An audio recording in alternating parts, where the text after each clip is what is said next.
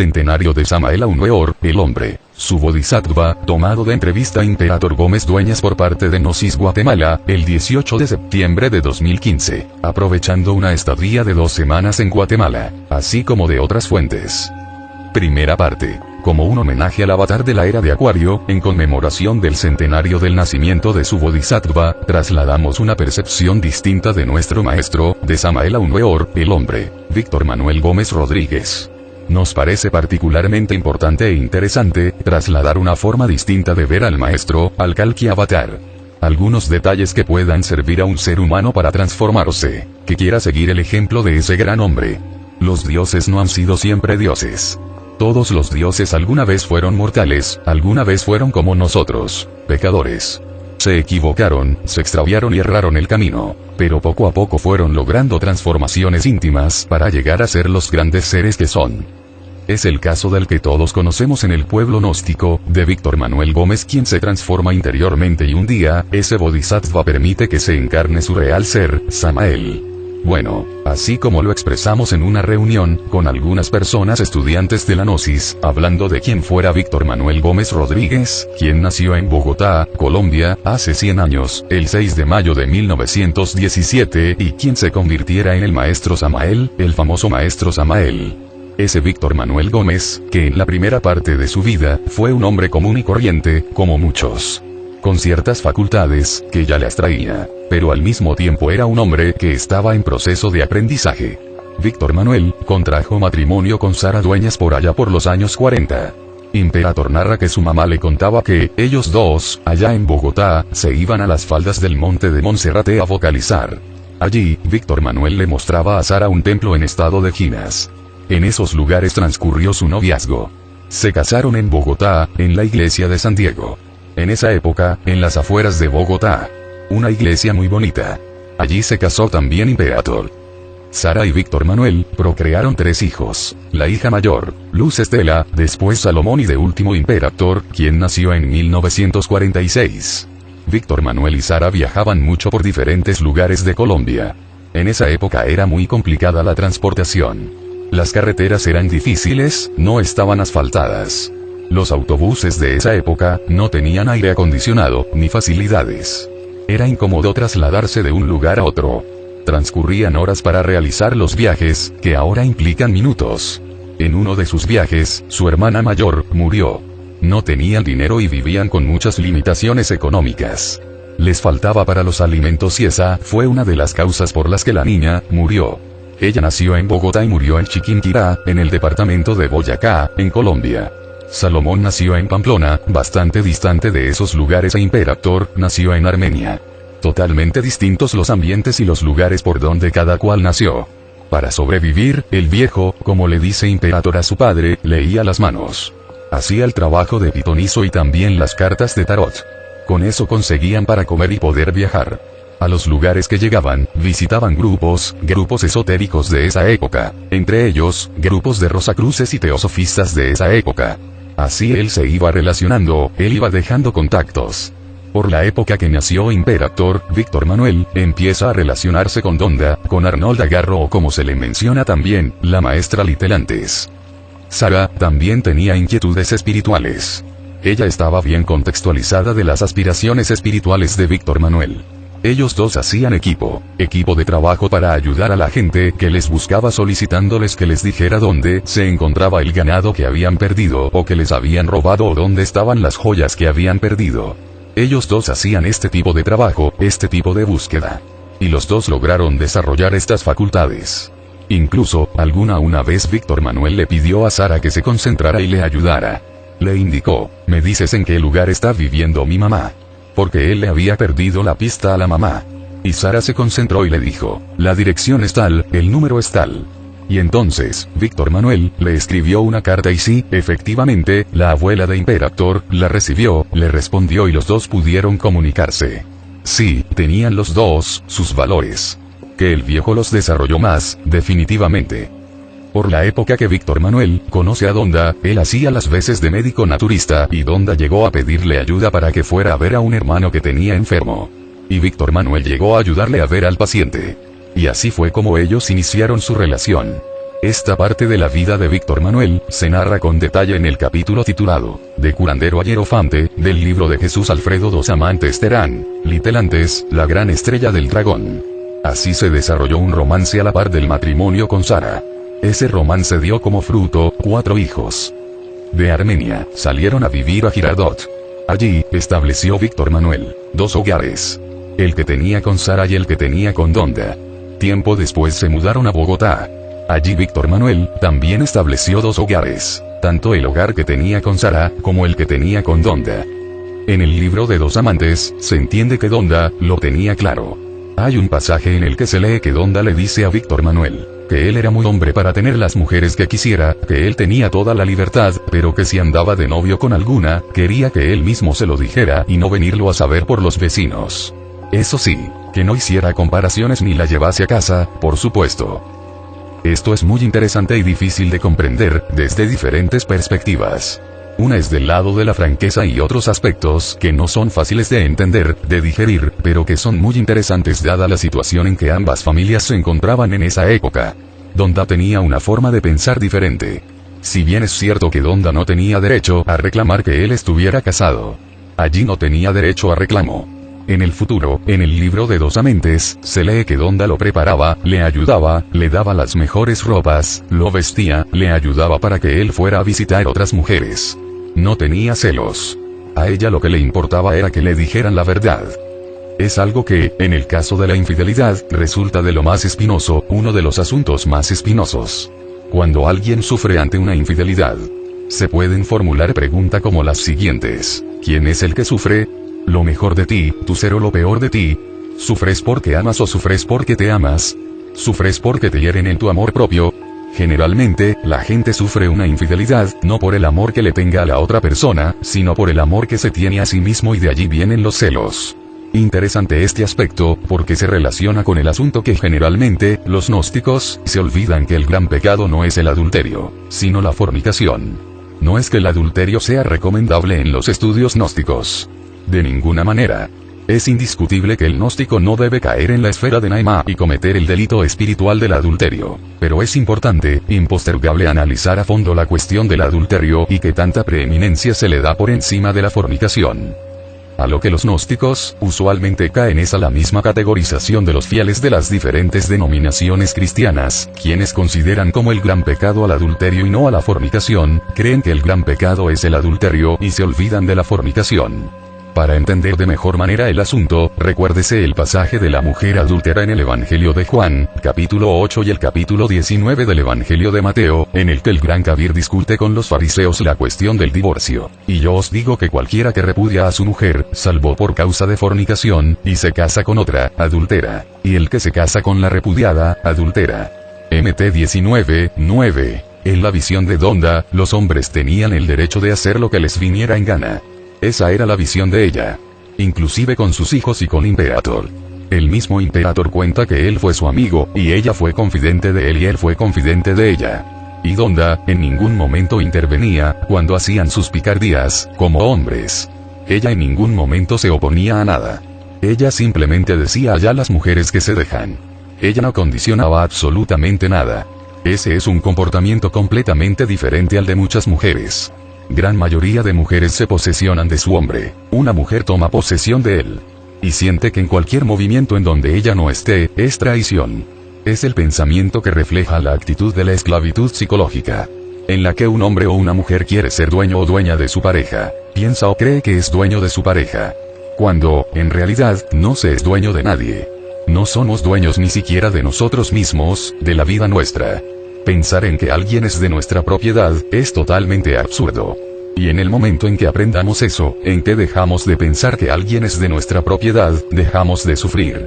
Dejamos a la gente que viva y haga lo que le plazca, que la otra persona, haga lo que a ella le parezca. Y no sufrimos. Esa es la parte más interesante que Imperator pudo aprender con Donda.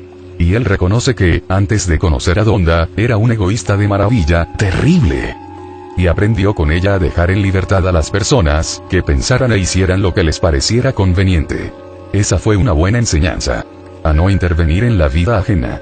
Ni siquiera a preguntarle sus asuntos particulares. porque luego estamos preguntándole de la vida de esta persona, del amigo, de la amiga, de la esposa, del esposo, del hermano y le estamos preguntando sobre la vida de él, cosa que a nosotros no nos importa. Entre más sepamos de la otra persona, sobre su pasado, más conflicto tenemos. Recordemos que una cosa es la vida privada de cada quien. Así sea el mismísimo Jesucristo y otra es la vida pública de alguien. Cada quien con su vida privada y nadie tiene derecho a meterse en la vida privada de nadie. Así sea Jesucristo, Víctor Manuel, Donda o Perico de los Palotes. No podemos intervenir, a menos que sea un funcionario público, al que vamos a elegir para administrar la cosa pública y al salir electo, no de sesión. Resulta que este político electo, es un corrupto. Además, si ponemos en práctica y conocemos a las personas por su presente, es mejor. Porque si conocemos a las personas por su pasado, mejor ni salgamos a la calle, porque todos tenemos un pasado tenebroso. Y no valoramos, ni revaloramos o transvaloramos que somos sujetos de cambio y que tenemos el derecho de ir cambiando. Y que unos cambian para arriba y otros para abajo. Y estamos en el derecho, no importa si es para abajo, porque cada quien tiene derecho a elegir y es su lección de vida. Por ejemplo, una dama que está trabajando en liberarse y empezaba a comprender lo que es la libertad y a vivir la libertad, pero conoce otra persona, establecen una relación y esta resulta esclavizante y sabe que es esclavizante. Y dice, de todas maneras tenía que estar allí, hay que respetar que es su elección. Está en su derecho. Es su aprendizaje. Es útil para ella, para cada persona. Lo importante es que está en la completa libertad de decidir qué hacer. Así que si sabemos el pasado de alguien, no es para condenarlo, sino para comprenderlo. Para comprender algunos procesos, que tenemos que vivir cada uno, para desmitificar. Muchas veces creemos que los dioses siempre han sido dioses. No alcanzamos a comprender que un día fueron seres humanos, pecadores como nosotros. Y en consecuencia nos condenamos a creer que nunca podremos convertirnos en dioses.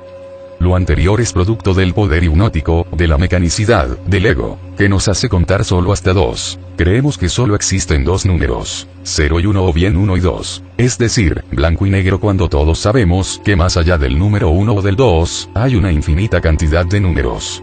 Que más abajo del 1 o del 0, igualmente, hay una infinita cantidad de números. Asimismo que entre 0 y 1 o entre 1 y 2, hay también infinita cantidad de números. Que, entre el blanco y el negro hay una amplia gama de tonalidades grises.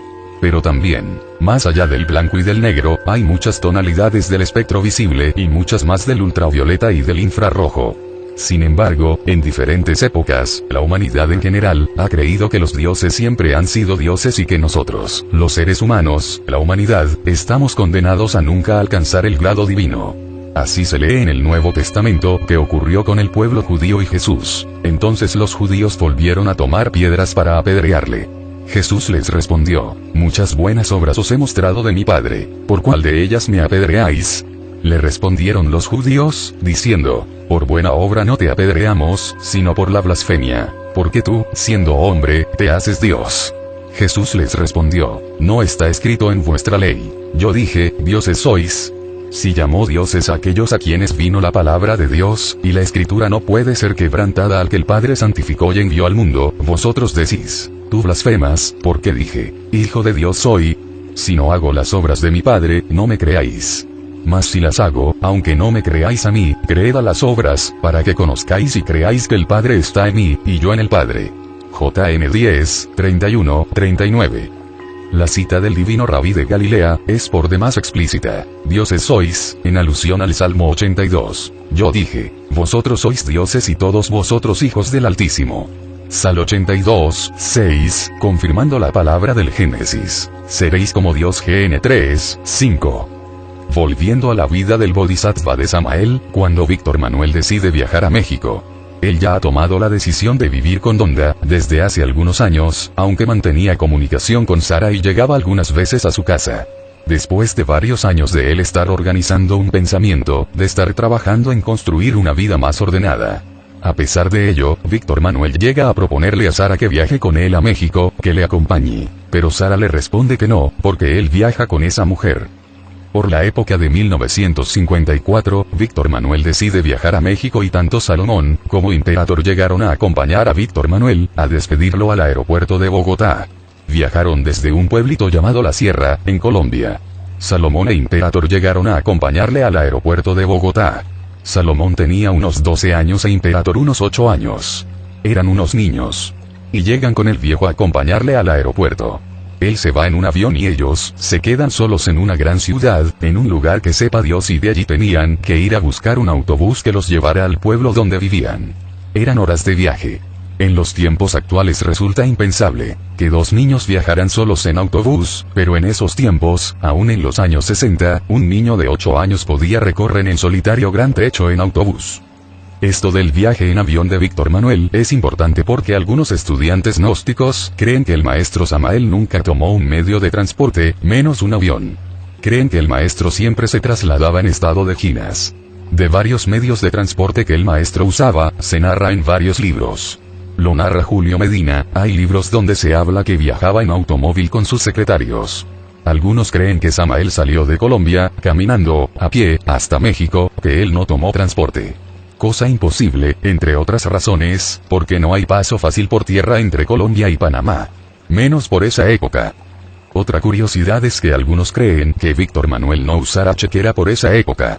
Ya por esa época, los bancos daban a sus cuentahabientes una chequera. Cuando era algo propio del contexto de la sociedad en que él vivía. Víctor Manuel llevaba su chequera entre el bolsillo. Era parte de la sociedad en que vivía. No podía aislarse espiritualmente, alejado del mundanal ruido, ser parte del mundo.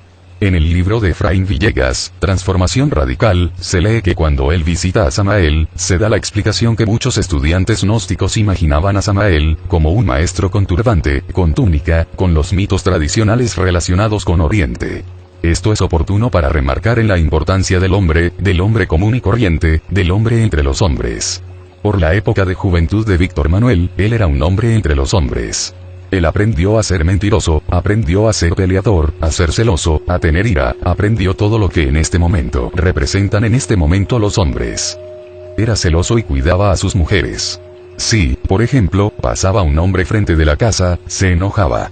Porque pasara enfrente de la casa. Él era un hombre difícil. Era, digamos, un hombre muy contradictorio, porque por un lado estaba enseñando una cosa y por otro lado, él aún no la aplicaba. Pero con el ejercicio de estar enseñando, el ejercicio de estar queriendo lograr el cambio, fue abandonando sus hábitos indeseables. Fue abandonando cada vicio, el vicio de la pelea, el vicio de los celos, el vicio de la bebida. Era bebedor. Por esa época, incluso llegó a dejar el saco empeñado en una cantina. No era algo fácil con él. La misma Donda le dijo a Imperator que el viejo cambió ya siendo viejo. Las etapas de su enseñanza se ven reflejadas en los libros. La primera etapa de su obra se centra en los misterios, los poderes, los idis, en el desarrollo de las facultades internas del ser humano.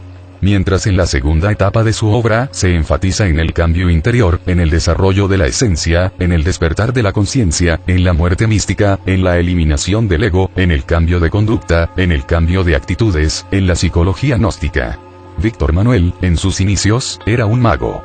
Eran poderes, lo que él mostraba o exhibía. Y dejaba a la gente atónita. La gente totalmente impresionada por todos esos prodigios que él podía realizar. Imperator recuerda que él siendo un niño, se colocó de pie sobre su mano y Víctor Manuel lo alzó en una mano, de pie hasta la altura de los hombros de Víctor Manuel. Recuerda también que una vez, fueron enviados por sus padres con Salomón a comprar un refresco, una gaseosa a la tienda, a la pulpería y en el camino extraviaron el billete, el dinero. Entonces, decidieron retornar a la casa a solucionar el problema. Lo que hicieron fue guardar el dinero de donde estaba guardado, porque ellos sabían dónde se guardaba el dinero. Salomón sugirió a Imperator a que entrara al dormitorio a sacar el dinero del lugar donde estaba guardado. En la habitación se encontraba Víctor Manuel descansando, con su cuerpo físico durmiendo. Ya habían salido de la casa y Víctor Manuel, de repente, los alcanzó, los tomó por el hombro y les preguntó, ¿a dónde van, jovencitos? Entonces los acompañó a buscar el billete. Aún recuerda con asombro que Víctor Manuel, su padre, se dirigió directamente al lugar donde estaba extraviado el billete, no como si alguien lo buscara sin saber dónde estará, sino como alguien que sabe perfectamente dónde se encuentra. Y ninguno de los dos lo miraba. Él solo se agachó y lo tomó y dijo, aquí está. Hay otra anécdota interesante. En ese pueblo, uno de los días que Víctor Manuel llegó a casa, Imperator no quería ir a la escuela, porque quería estar con su papá, aprovechar que Víctor Manuel estaba de visita en la casa y estar con su mamá, con los dos. Imperator no quería y él le dijo tienes que ir a la escuela e Imperator no quería. Se lo repitió varias veces.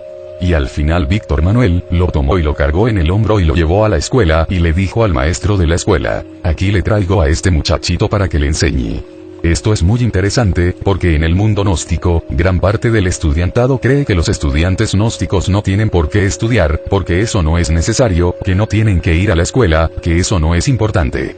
Cuando Víctor Manuel sí mostró interés, estuvo ocupado en que sus hijos fueran a la escuela y que fueran gente productiva. Así tenemos el ejemplo en Hipatía, quien es dentista, y Salomón, quien llegó a ser magistrado. Estudió bastante. Es un individuo muy estudioso. Hipatía también asistió a la universidad y logró su título universitario, mientras los demás no quisieron estudiar. Eso es otra cosa. Los demás no fueron estudiosos. El resto le sacó algo al viejo, porque él no llegó a la universidad. Víctor Manuel cursó el bachillerato, la preparatoria y prefirió dedicarse al estudio del esoterismo. Samael, el hombre, tuvo historia, una historia interesante como hombre.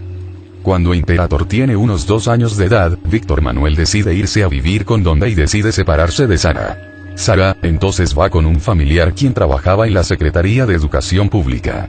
Ella le cuenta su situación y este familiar le consigue un trabajo como maestra en una escuela en el campo, como maestra rural. Ellos, Sara, Salomón e Imperator, pasan a vivir una vida maravillosa en el campo y pasan una niñez de abundancia, de comida, abundancia de libertad, abundancia en todo. Hubo ocasiones que en donde vivían hasta se bañaban con suero de leche. De una hacienda le mandaban leche, crema, queso, mantequilla y el suero con el que bañaban a Salomón e Imperator. Vivieron una niñez muy agradable. A los pocos años, Víctor Manuel llegaba eventualmente de visita, hasta el momento en que decide viajar a México. Ya Víctor Manuel en México, Sara y Víctor Manuel mantienen comunicación vía correo postal de aquella época. Cuando Víctor Manuel llega a México, les envía una postal de la Pirámide del Sol. Y le enviaba cartas a Sara donde le decía: mi querida y adorada esposa, adorable ser. Él siempre se refirió a ella en una forma muy cariñosa, agradable. Él nunca se peleó con Sara, ellos no se pelearon, siempre mantuvieron esa comunicación, ese trato amable, agradable. En una de las cartas que Víctor Manuel le escribió a Sara: tú cumpliste una gran misión. Estás libre de karma. Y vaya, eso resulta interesante porque, en realidad, Salomón e Imperator, durante el tiempo que vivieron con Sara, no sufrieron, no padecieron nada. Vivieron en abundancia. Claro que, en el contexto del sueldo de una maestra, en cuanto a economía, del dinero, no hubo abundancia porque era el sueldo de maestra. Pero la abundancia de la naturaleza, la abundancia de salud, la abundancia de alegría, la abundancia de todo eso, lo mantuvieron. Y por donde pasaron, lo tuvieron y vivieron en los mejores lugares y en muy buenas condiciones. No hubo karma.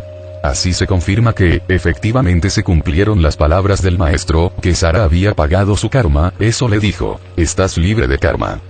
Imperator tiene entre sus propósitos, publicar en un libro titulado El lado oculto del patriarca, la historia desconocida de Víctor Manuel Gómez Rodríguez, esas cartas, con pasajes de la vida de aquellas épocas, porque son interesantes y narrará, un poco más a fondo con detalle todo eso que se vivió porque es una lección de vida. Tanto que Sara, que fue la que quedó abandonada con sus hijos, que supo mantenerse, que supo ser una buena madre. Y por otro lado, el viejo que se aventuró y avanzó con su idea, que tuvo una continuidad de propósitos. Eso es lo que a Imperator, en particular, es lo que más le llena de él. Que se cumplió lo que se dice en partes de su obra, cueste lo que cueste. A Imperator, cuando la gente le pregunta, ¿qué es lo que aprendió de su papá?, él responde: la continuidad de propósitos, la voluntad que tuvo para lograr lo que quiso. Cueste lo que cueste. Pasó por encima de muchos, pero lo logró. Y eso es lo más valioso. Porque muchos de nosotros somos cobardes. No lo hacemos porque justificamos el que dirán, el que me va a pasar, el temor a lo desconocido, miedo a muchas cosas. Entonces, no hacemos lo que queremos. Con un propósito superior, por supuesto. Con un propósito superior. Porque la obra de él es la gran obra, de tipo superior, superior de conciencia.